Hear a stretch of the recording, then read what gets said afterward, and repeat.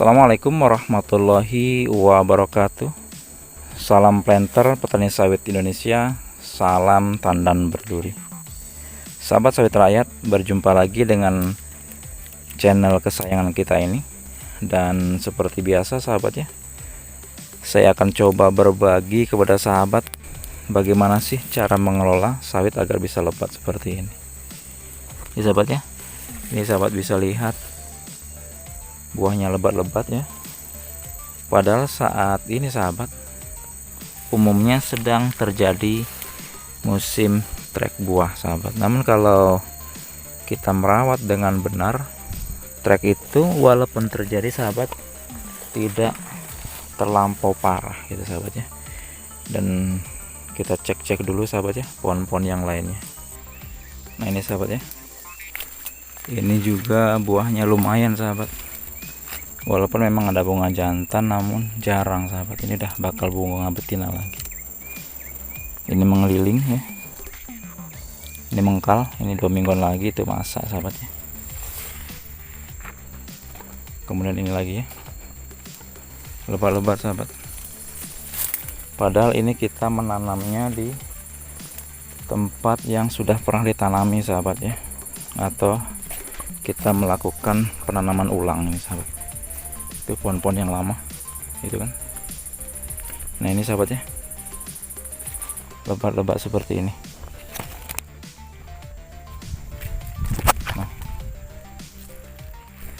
jadi sahabat, walaupun saat ini umumnya musim trek buah sahabat ya, namun di kebun kita ini sahabat masih nampak buah dan ada yang masaknya terus gitu sahabat ya. Dan pendapatannya itu ya bisa dikatakan masih stabil, jadi tidak drastis dalam penurunan pendapatannya sahabat. Nah ini sahabat, padahal sahabat bisa lihat ini ya, saya itu kalau merawat kebun tidak bisa terlampau bersih sahabat. Ini masih aja ada nih, ini kan gulma-gulmanya.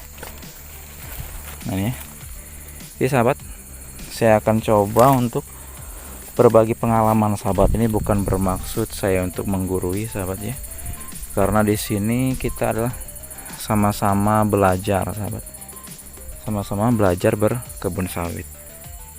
Jadi sahabat sekalian, dalam berkebun sawit ini yang harus sahabat perhatikan ini agar buahnya bisa seperti ini. Yang pertama itu adalah tentang jarak tanam sahabat ya. Jadi sahabat jangan menanam sawit itu terlampau rapat sahabat, karena kalau sahabat menanam sawit terlampau rapat, nanti ini pelepah ini tidak bisa membuka sahabat. Dengan pelepah berdiri ke atas seperti itu, karena jaraknya dekat dengan kawannya, maka buah ini tidak bisa besar karena pelepahnya menjepit sahabat ya. Dan ciri jarak tanam yang memadai itu seperti ini sahabat. Ini contohnya kan.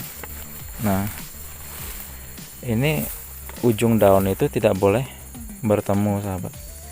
Kalau ini bertemu, ini dengan ini misalnya seperti itu, nanti akan terjadi yang disebut dengan etiolasi sahabat. Jadi etiolasi itu adalah ketika pelepah itu bersilangan seperti ini ya. Ini pelepah, kemudian ada pelepah lagi dari sini ke sini dan bertemu, maka pencahayaan itu tidak akan maksimal gitu sahabat ya.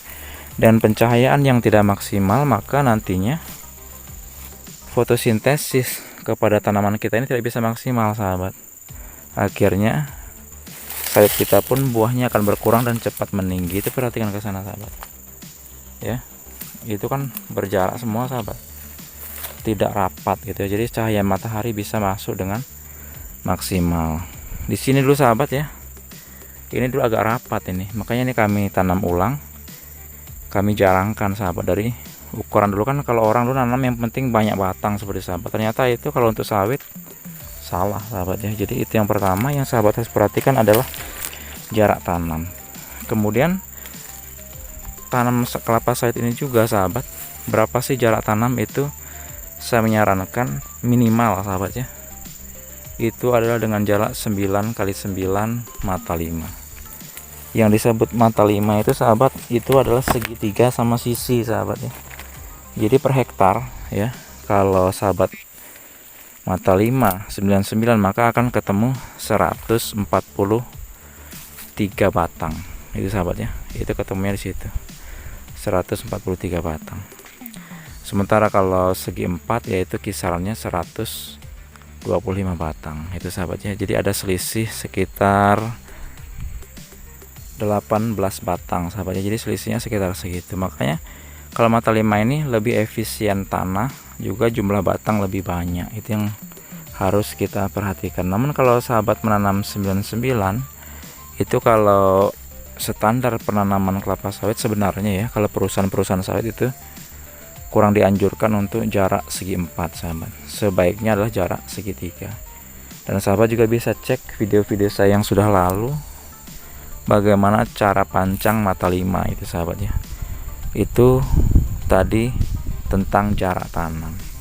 Kemudian sahabat yang harus diperhatikan juga yang kedua adalah jenis bibit yang sahabat tanam sepertinya sahabat ya.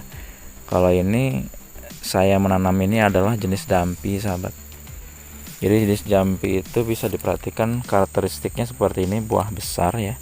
Jadi ini dari awal buah pun sudah layak diambil sahabat. Dan biasanya ini pelepah panjang ya sahabat ya.